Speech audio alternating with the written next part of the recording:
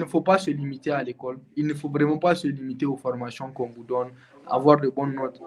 Tous ceux qui rentrent dans le cadre des formations extrascolaires, il faut le faire. Il faut le faire. Pour un enfant, parce que c'est de là que naissent aucun enfant vraiment d'avoir ne pas avoir quelqu'un qui va le suivre jusqu'à un certain moment donné. C'est toujours important. L'enfant n'est pas suffisamment mûr pour savoir de lui-même qu'est-ce qui est bien, qu'est-ce qui n'est pas bien. On a toujours besoin de quelqu'un qui va nous épauler, qui va nous écoler, et qui va nous dire qu'est-ce qu'il faut faire, qu'est-ce qu'il ne faut pas faire, surtout à ces moments précis de la vie, quoi. Donc, si je comprends bien, le suivi a une place capitale dans la formation d'un enfant.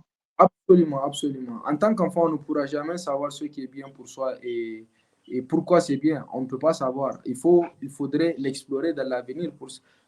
Donc, lorsque mes parents me disaient d'aller réviser, lorsque un tel me disait de faire des exercices, c'était pour mon bien. Donc, tu vois, donc forcément, l'enfant ne peut pas savoir ça. Donc, il a forcément besoin de quelqu'un qui va l'épauler, qui va lui donner des ordres même, parce que même pas des conseils, c'est des ordres. D'ailleurs, l'une des raisons principales pour lesquelles je voulais aller, je ne me retrouvais pas, je ne voyais plus de vision et le chemin, je ne voyais plus de chemin. Mais après, je me suis posé la question, mais et si j'arrête? Mais j'ai quoi de bon à faire? J'ai quoi de bon à faire? Je ne sais rien faire, je n'ai rien appris. J'ai consacré tout mon temps, toute ma vie à faire des choses qui doivent me permettre d'avoir quelque chose. Et je ne peux pas abandonner aujourd'hui parce que je n'ai rien appris, je ne sais rien faire en dehors de ce que je fais aujourd'hui. Donc, pourquoi abandonner? Pourquoi abandonner ces rêves à cause de quelques difficultés qui existent aujourd'hui et qui sont temporaires?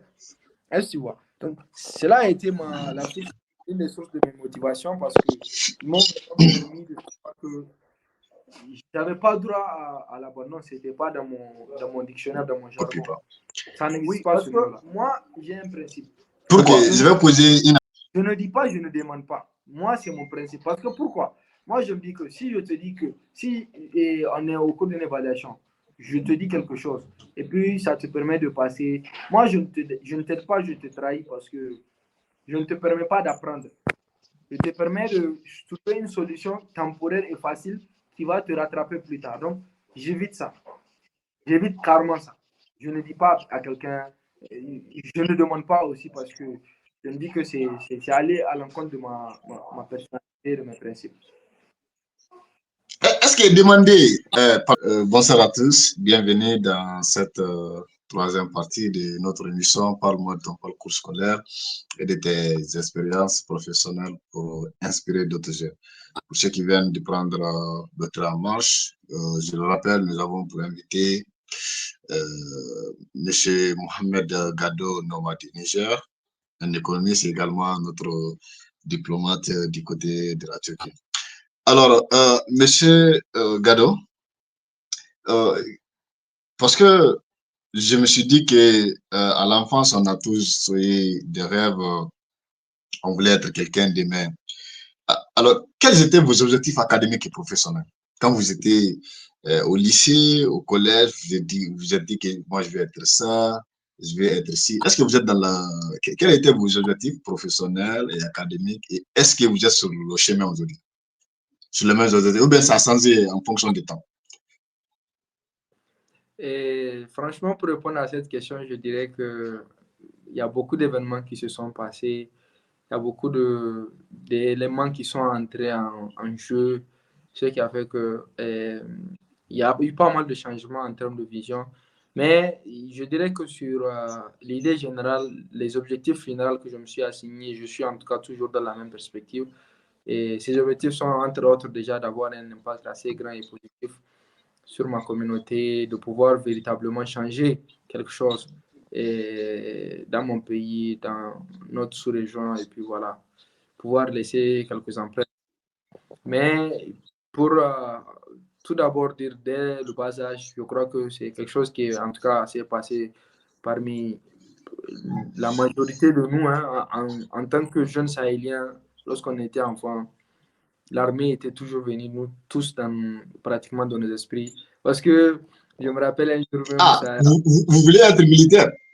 Non, pas militaire. J'ai dit que, tu sais, quand je te disais quand on était jeune, on se disait, ah, moi, quand je vais grandir, je vais être chef d'état-major. Je vais être un grand militaire, quoi, et puis je vais changer le monde. voilà, c'était quelque chose qui était vraiment passé tous dans nos esprits. On a dit, ah, moi, je vais être comme Général Sen Kunche, ou je vais être comme Thomas Sankara, parce que on essaie de nous répéter que seuls les militaires avaient fait quelque chose dans le pays, quoi, et en termes de bonne gouvernance et autres. Donc, après cela, au fur et à mesure qu'on passait, mes idées changeaient parce que j'avais eu une sorte de vision par rapport à l'armée, mais un peu plus dans le domaine de l'aviation. Je voulais faire l'aviation jusqu'après mon bac, même j'étais vraiment focus un peu sur ça, mais après, compte tenu de ceux qui ont eu à intervenir, les situations, et lorsqu'on fait l'état financier, si on peut le dire en quelque sorte, je n'avais vraiment pas les moyens de mes ambitions parce que je ne m'étais déjà pas préparé pour cela. Et voilà. Aujourd'hui, je suis dans un nouveau monde, dans une nouvelle perspective, mais je crois que l'objectif central de base, en tout cas, il est maintenu parce que, encore plus, que le domaine dans lequel je vais évoluer, c'est un domaine qui va me vraiment permettre d'affirmer, de pouvoir changer la vie de milliers, de millions de gens même. Donc, si les objectifs et les résultats attendus sont escomptés, quoi. Si vous me le permettez, quelles sont vos ambitions aujourd'hui? Est-ce que vous dites que je vais continuer jusqu'en doctorat, en professorat, ou bien après la licence, c'est bon? Non, ça va dépendre du marché, ça va dépendre du marché. Et d'abord, ça va dépendre du marché en ce sens que moi, j'évolue dans un monde qui n'est pas... l'économie, c'est pas une chose où, pour pouvoir assumer des postes de responsabilité, il faut avoir beaucoup de diplômes entassés. C'est plus l'expérience, les professionnels que vous avez, c'est plus ce que vous avez fait pendant, lors de votre domaine et période d'exercice. Qu'est-ce que vous faisiez? Comment est-ce que vous êtes démarqué des autres? Qu'est-ce que vous avez apporté comme solution d'innovation? Qu'est-ce que vous avez suggéré, les conseils, les orientations, les politiques que vous avez mis en œuvre et tout cela. Donc, ça va dépendre du marché, mais l'objectif d'apprendre, c'est même pas un objectif. Apprendre pour nous, c'est la seule manière de nourrir l'esprit, le cerveau. Et un cerveau qui apprend, il lit, il se nourrit en fait. Et quand on n'apprend pas, on ne se nourrit pas, le cerveau meurt. Voilà quoi. Ok, vous avez parlé tout de suite de vos moyens. Les moyens n'ont pas permis d'atteindre vos objectifs. Vous n'aviez pas les moyens de vos ambitions, pour répéter vos propres termes. Quel était le niveau financier de la famille? Est-ce que ça a eu un impact sur votre parcours scolaire? D'abord, la première question est, est-ce que M. Gadou est issu d'une famille modeste, ou bien d'une famille de moyenne classe, ou bien une famille riche? Quel qu'en soit le cas, quel a eu l'impact de la situation économique de votre famille sur votre parcours scolaire? Bon, je dirais que moi, je viens d'une famille modeste. Je viens d'une famille modeste. Et je viens d'une famille où, malgré la modestie, l'investissement dans les études est au second plan. Il est en arrière-plan. C'est des gens qui se débrouillent en commerce.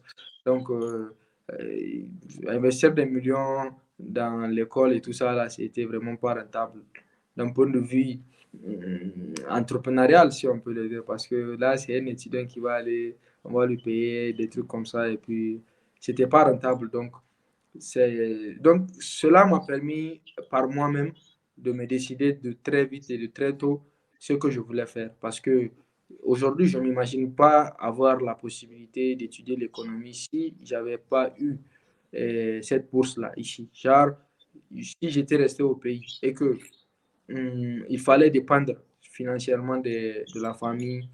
Peut-être que j'aurais aucun soutien de la famille parce que vous savez, les bourses et les subventions qu'on peut avoir au pays, ça ne va jamais suffire. Quand on étudie, quand on évolue, on a toujours besoin de soutien financier. Et je ne pense pas que j'aurais pu avoir ces soutiens financiers de la famille si je ne faisais pas la filière qu'ils voulaient que je fasse. Donc, voilà. Ok, quel impact a eu modestie, pour reprendre votre propre terme, sur votre parcours scolaire? Est-ce qu'il y a eu d'impact négatif? Est-ce qu'à un moment donné, vous avez eu Il y besoin a forcément il y a forcément un mauvais côté dedans parce que ça nous permet très rapidement de regarder la réalité en face. Pour exemple, moi, je voulais, puisque j'étais vraiment focus sur l'aviation, je me disais que, OK, comme je sais que j'ai personne qui peut me payer l'aviation parce que l'aviation, à part avoir le concours de l'armée de l'air, aller faire l'aviation, être un pilote, il n'y avait pas une formation ou une université comme ça au pays qui donnait ça, où les frais étaient à me porter. Donc, je me suis dit que j'allais aller faire la terminale C. Tu t'imagines, j'avais pris l'idée d'aller faire la terminale C parce que moi, j'avais un bac D. Et j'ai fait un bac D. Et avec un bac C, parce qu'avec le bac D, on fait même la biologie et tout ça, les sciences de la vie de la terre. Mais avec un bac C, on est encore focus sur les maths et les physiques. Donc, c'est un peu plus avancé. Je voulais faire la terminale C pour que cela puisse me permettre de préparer même le concours de l'armée de l'air. Mais entre-temps, la famille s'était carrément opposée. Moi, j'ai déjà un bac, disait-il, donc je ne peux pas perdre mon temps à aller encore chercher un autre bac.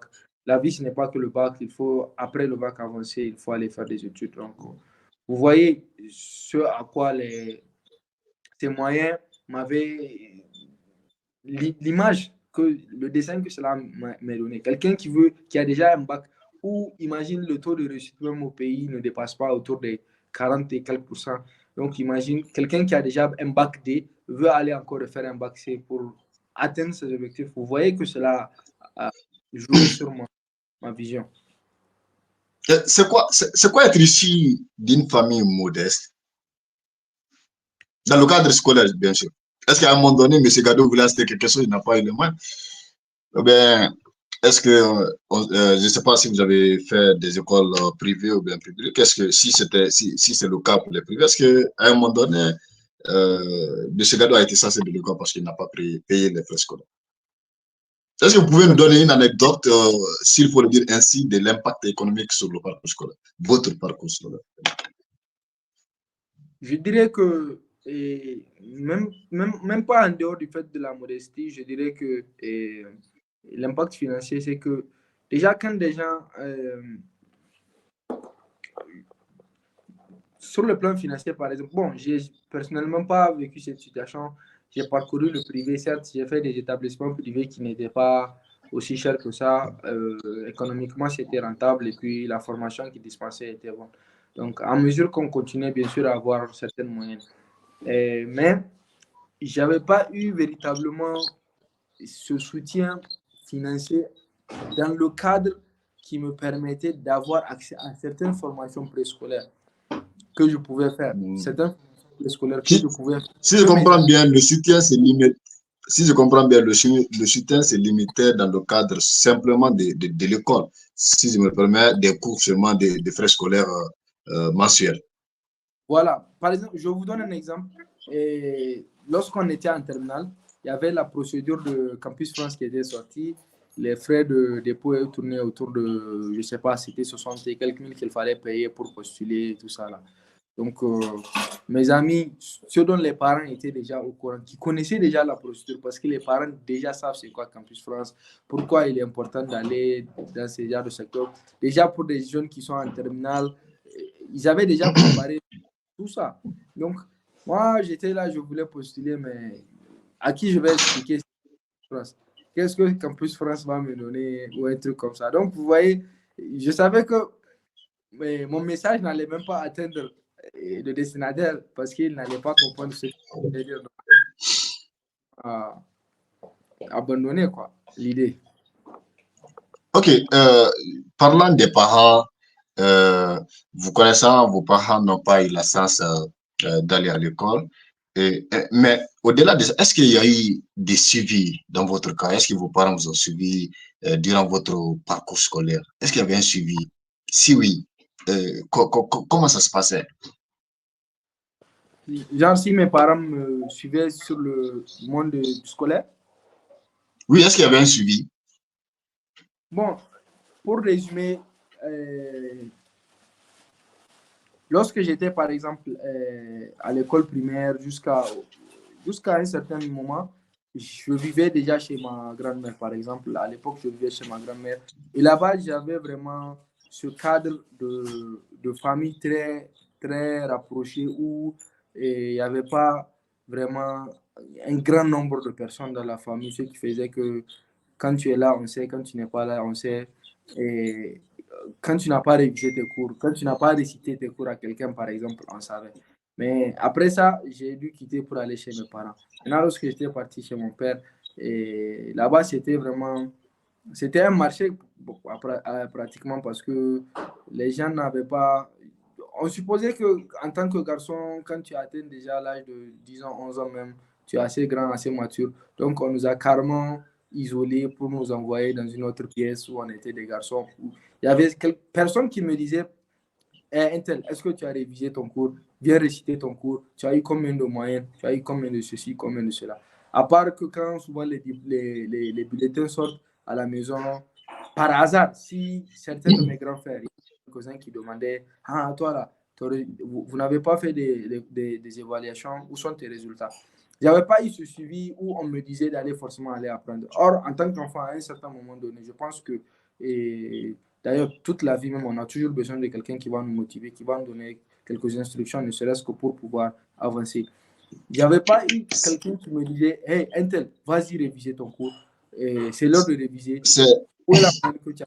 Donc, tu vois, ça a forcément eu, parce que ça a eu quelques incidences sur mes résultats scolaires à un moment donné, à un petit moment donné. Mais après, avec les amis, parce que j'étais vraiment.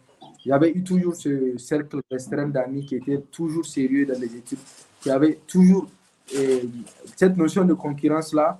Donc, je ne voulais pas m'isoler dans ce cercle-là. Je voulais toujours aussi pouvoir avoir les moyens de mes mots, quoi. Donc, cela a fait que... extrêmement important. C'est extrêmement impressionnant en voyant votre parcours qui est hors pair. Mais avec ce manque de suivi, vous avez parlé de vos enfants, mais comment vous êtes en sorti? Parce que d'autres pensent que s'il n'y a pas de suivi, il y a une forte chance que l'enfant ne réussisse pas ses études. Mais comment vous êtes en sorti? Bon, il y avait quelques personnes qui, on n'était pas dans la même localisation, mais qui en tout cas vraiment prenaient à cœur souvent quand ils me voyaient, hey, toi là, est-ce que tu révisais? Est-ce que...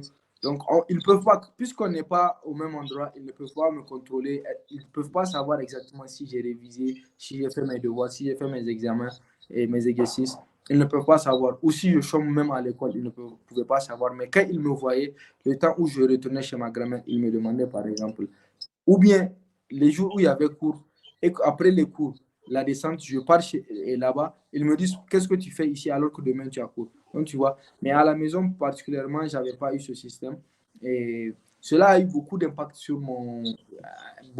hein, sur ma concentration à un moment donné. Parce que vraiment, pour un enfant, moi, je ne souhaite à aucun enfant d'avoir euh, ne pas avoir quelqu'un qui va le suivre jusqu'à un certain moment donné. C'est toujours important.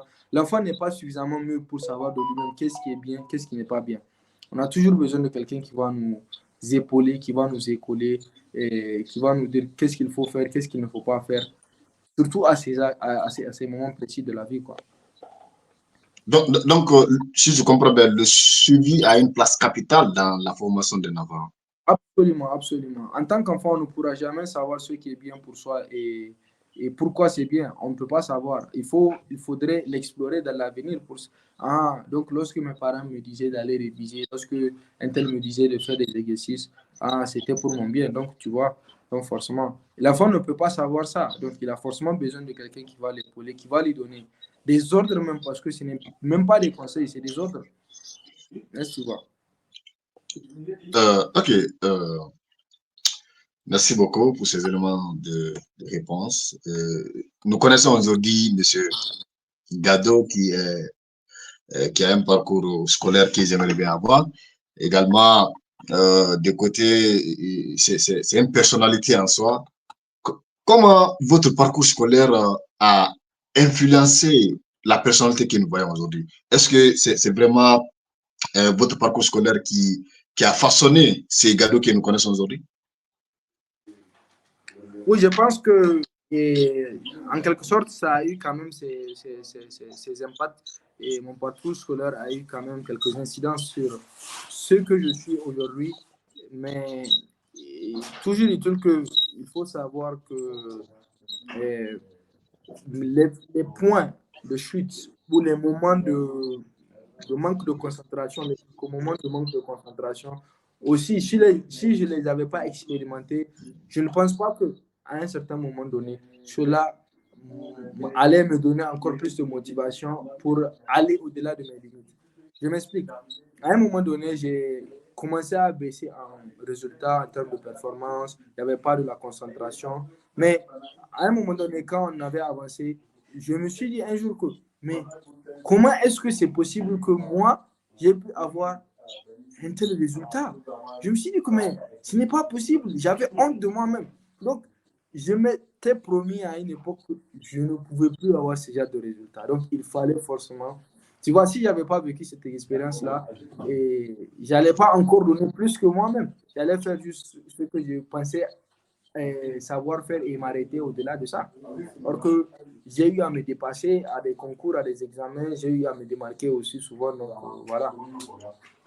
Ok, est-ce que ce Gado que nous voyons aujourd'hui, que j'aimerais bien ressembler, c'est seulement l'école qui l'a façonné comme ça, ou bien il suit des formations parallèles? Est-ce que seulement vous êtes seulement dans le cadre de l'école, ou bien vous avez des formations parallèles?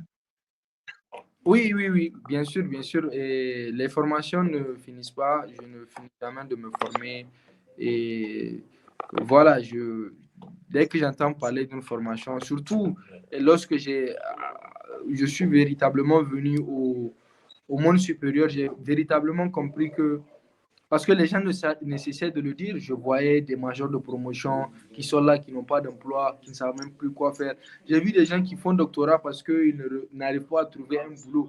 Moi, j'ai dit que dans mon cas, je ne peux pas faire ça. Je ne peux pas aller au doctorat, pas parce que si je veux faire le doctorat, je veux faire le doctorat parce que j'ai encore cette envie, cet engouement d'aller apprendre. Mais pas aller faire le doctorat parce que je me dis que je n'ai pas d'opportunité, d'ouverture. Donc, je continue à me former. Je me forme absolument tout le temps.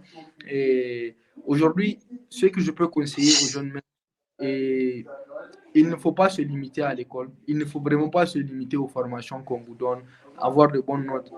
Tous ceux qui rentrent dans le cadre des formations extrascolaires, il faut le faire. Il faut le faire, il faut le faire. Parce que c'est de là que naissent vraiment des idées, des visions. Et c'est là-bas même qu'on apprend à se connaître soi-même. Dans quoi est-ce que je suis bon? Quelles sont mes compétences, quels sont mon talent, parce qu'en chacun de nous, il existe des talents, un talent. Est-ce que tu vois? En faisant ce genre de formation, on voit un talent. Ok, c'est vraiment impressionnant et c'est bien beau, hein, ces Gado que nous voyons aujourd'hui. C'est bien beau de voir ça, mais nous savons que dans plusieurs des cas, vous avez trébuché. Je pense, j'imagine. Hein. Est-ce qu'à un moment donné, M. Gado s'est dit, j'abandonne tout, je quitte l'école? Oui, j'ai eu ces moments de faiblesse et ça m'a. C'est pas une seule fois. Et ça a été comme le paludisme en fait. C'était venu, c'était parti, j'ai fait une rechute, c'est revenu, et puis voilà quoi. Et Qu'est-ce qui provoquait ça? C'était le manque de vision, d'objectifs clairs à l'époque. Parce que tout ce à quoi j'ambitionnais, ce que je rêvais, je ne voyais aucun moyen, aucun chemin de disponible où j'allais emprunter qui va aller me permettre de pouvoir atteindre mes objectifs. Mais par la grâce de Dieu, et voilà, je n'ai pas failli, j'ai continué, mais ça a été Vous allez poser cette question. Vous allez poser cette question. Ça a été des Vous moments allez poser sombres. cette question. Ok, vous allez poser cette question. À un moment donné, vous vous êtes dit que je vais arrêter tout, mais qu'est-ce qui vous a motivé de continuer? Sur quoi vous vous êtes appuyé? Mais d'ailleurs, l'une des raisons principales pour lesquelles je voulais arrêter, je ne me retrouvais pas, je ne voyais plus de vision et le chemin, je ne voyais plus de chemin. Mais après, je me suis posé la question, mais et si j'arrête, mais j'ai quoi de bon à faire? J'ai quoi de bon à faire? Je ne sais rien faire. Je n'ai rien appris. J'ai consacré tout mon temps, toute ma vie à faire des choses qui doivent me permettre d'avoir quelque chose. Et je ne peux pas abandonner aujourd'hui parce que je n'ai rien appris, je ne sais rien faire en dehors de ce que je fais aujourd'hui. Donc, pourquoi abandonner? Pourquoi abandonner ces rêves à cause de quelques difficultés qui existent aujourd'hui et qui sont temporaires? Est-ce que tu vois? Donc, cela a été une des sources de mes motivations parce qu'ils m'ont permis de savoir que je n'avais pas droit à l'abandon. Ce n'était pas dans mon dictionnaire, dans mon jargon. Ça n'existe pas ce mot-là. Ok, je vais poser une avant-dernière question avant de clôturer cette émission.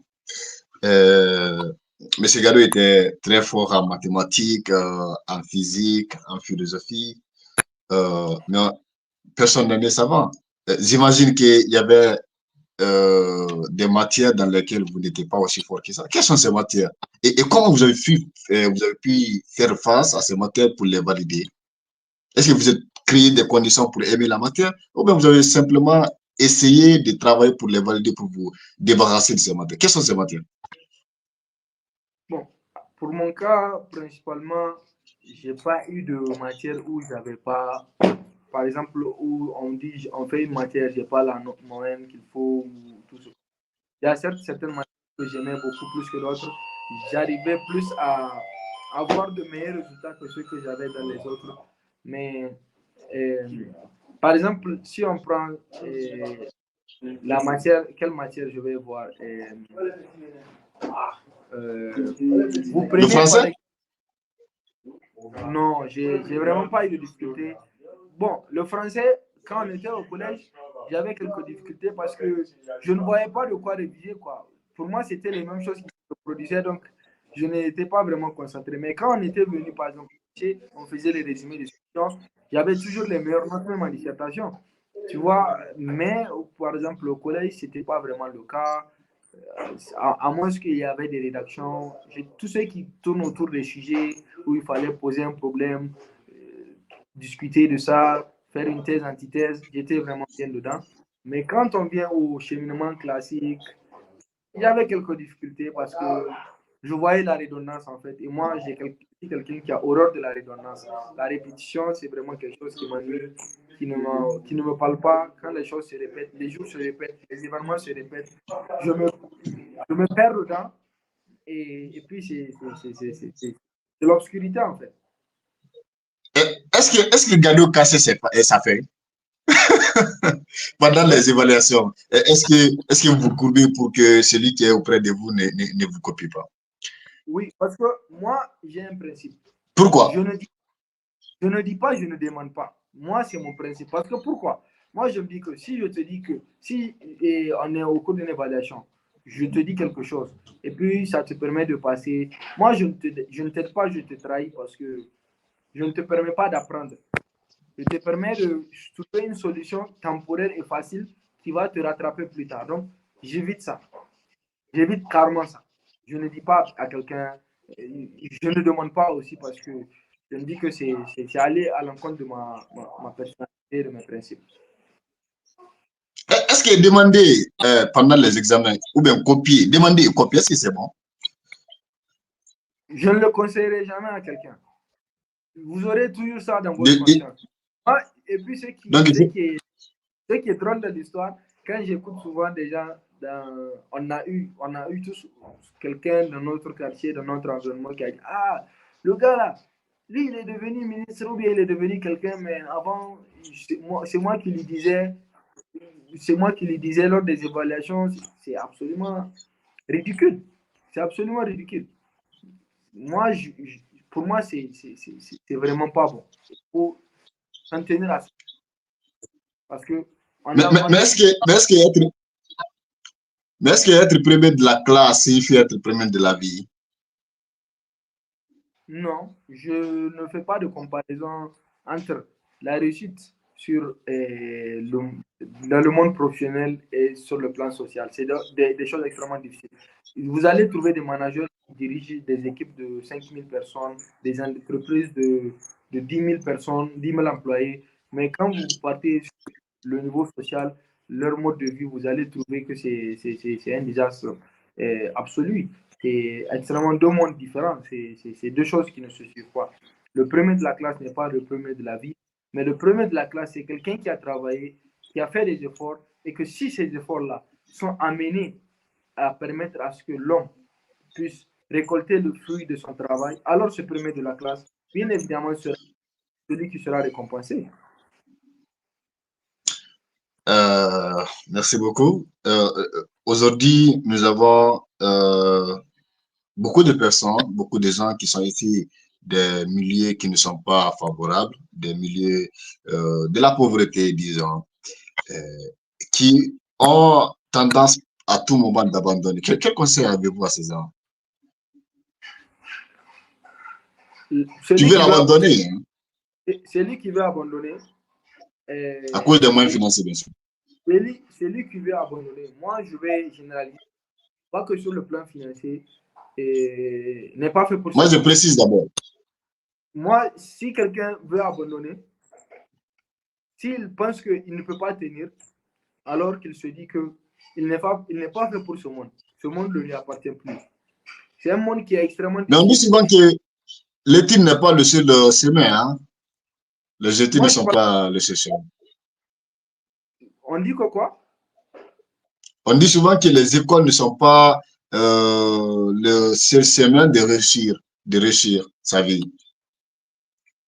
Bon, ça, c'est un autre débat, c'est un autre sujet, parce que c'est vrai que l'école n'est pas les seuls moyens pour atteindre ses objectifs, mais si il faut laisser l'école parce qu'on n'a pas les résultats escomptés, voilà, d'accord, mais quelqu'un qui est bon, pourquoi il va abandonner, par exemple? Quelqu'un qui est bon, qui a les résultats, pourquoi il va abandonner? Mais il n'a pas les moyens financiers qu'il faut.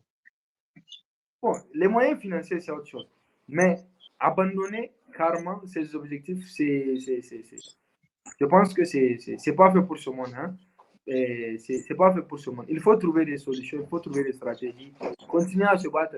Aujourd'hui, il y a des universités dans lesquelles vous allez trouver des vieillards de 60 ans qui continuent à apprendre. Je vous le dis. Donc, la pauvreté ne doit pas être un obstacle. En aucun cas. Aujourd'hui, vous prenez tous nos chefs d'État là et tous ceux qui dirigent même nos économies. Tous ceux qui dirigent nos économies, c'est des gens qui sont sortis de la campagne. Aujourd'hui, aucun dirigeant actuel aujourd'hui de nos États ouest francophones là qu'on connaît, aucun n'est à la capitale. Aucun n'est à la capitale. Certains sont venus de villages où on connaissait même pas, on ne pouvait même pas définir sur la carte géographique. Nous, notre ancien président, le président Issoufou, bon, on le cite en termes d'exemple de réussite dans la, comment on appelle ça, sur le plan professionnel et pas sur le plan politique, mais c'est quelqu'un qui est venu d'un village où, sur une carte même, on ne peut pas détecter le village. Où se situe le village, on ne peut même pas savoir sur une carte il y a 10 ans en arrière. Pourtant, il était le président de la République du Niger. Tu t'imagines? Ok, ça c'est bien. Je vais poser une dernière question avant de clôturer. Est-ce que vous conseillez votre domaine aujourd'hui aux jeunes gens qui nous regardent, qui aimeraient bien faire l'économie? Est-ce que vous les conseillez? L'économie, oui.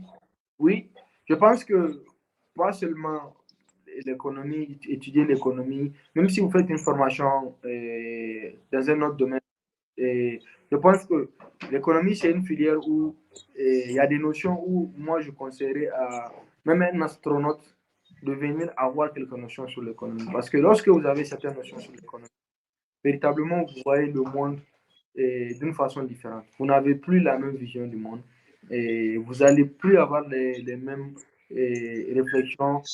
Lorsque vous allez commencer à avoir des réflexions sur la maximisation de ma satisfaction, c'est quoi mon coût d'opportunité, et des questions telles que des coûts d'opportunité, vous n'aurez jamais la même vision. Donc, c'est vraiment une filière que je conseillerais à beaucoup de personnes. Ok, nous sommes à terme de cette émission. j'aimerais que vous regardiez votre caméra et vous donnez un conseil aux jeunes gens qui nous regardent aujourd'hui, qui aimeraient bien être à votre place sur l'éducation, parce que nous savons aujourd'hui les réseaux sociaux font de telle sorte que nos enfants, l'image que le monde retient aujourd'hui de l'Afrique en général, c'est la danse, la comédie. Et donc, avec tout ce qui s'ensuit aujourd'hui, quel conseil que vous prodiguez aujourd'hui à ces jeunes gens? En une minute. Et je dirais que de mon expérience professionnelle, c'est vraiment quelque chose qui m'attriste de voir que lorsqu'on parle de l'Afrique, on fait toujours référence à la pauvreté, soit à la pauvreté, à la guerre, à des gens qui ne savent que danser, s'amuser, et voilà. Véritablement, l'Afrique n'est pas que un continent où les gens vivent au jour le jour, c'est aussi un continent dans lequel il y a des gens qui évoluent, il y a des choses qui évoluent, il y a des gens qui sont en train de faire évoluer, qui sont en train de faire bouger les lignes. Et je pense que pour tous ceux qui aspirent à un monde meilleur, qui croient à un monde d'opportunités, à une Afrique prospère, c'est le moment de ne pas lâcher les bras, c'est le moment justement de continuer à se former, de continuer à s'engager, de se battre pour ses objectifs, de continuer à donner sens à sa vie en ne baissant pas les bras, n'est-ce pas? En ne baissant pas les bras. Je pense que, et puis on n'a rien à perdre en fait, comme le disait quelqu'un, que je le fasse ou pas, que je le fasse ou pas, je n'ai rien à perdre, donc vaut mieux le faire. Si je le fais et que ça réussit, c'est moi qui gagne. Mais si je ne le fais pas et que je ne prends pas le risque de le faire, alors je ne sais pas ce que j'aurais raté. Donc c'est tout ce que j'aurais à dire. Donc, qu'on le fasse ou pas, on n'a rien à perdre. Donc, c'est mieux d'essayer que de regretter de ne pas essayer. C'est par ces éléments de réponse, par ces mots que nous clôturons cette émission. Merci beaucoup, Monsieur Gado. Merci. Donc, merci à tous d'avoir suivi cette émission. C'était par moi de ton parcours scolaire et de tes expériences professionnelles pour inspirer d'autres jeunes. À très bientôt pour un autre numéro. Portez-vous bien.